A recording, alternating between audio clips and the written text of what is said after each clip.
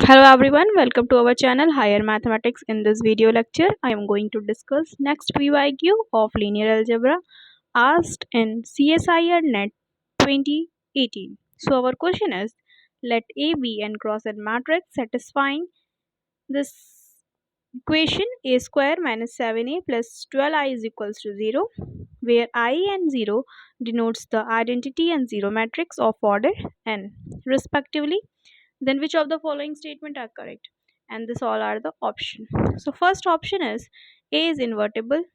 So by seeing this equation as this is a characteristic equation as it's satisfied by the matrix a square plus 12i is equals to 0. So by here we see 12i, this is a characteristic equation of 2 cross 2 matrix, and if the characteristic equation, this is denotes the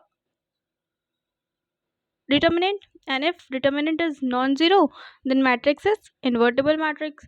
So by this equation we can say matrix is what? Invertible, as determinant is not equals to 0. So this is true.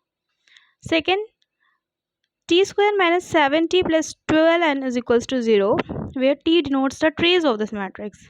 We will discuss it later. First we discuss C option. D square minus 7d minus 12 is equals to 0, where d is determinant of A. And third option is 11 lambda square minus 7 lambda plus 12 is equals to 0, where lambda is an eigenvalue of A. Here we know if the lambda is eigenvalue of this matrix, then lambda satisfies its characteristic equation always. So this option is always right. So now we discuss B and C option.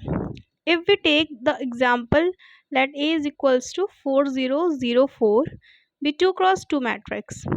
Here trace of A is equals to 8 and determinant of A is equals to 16.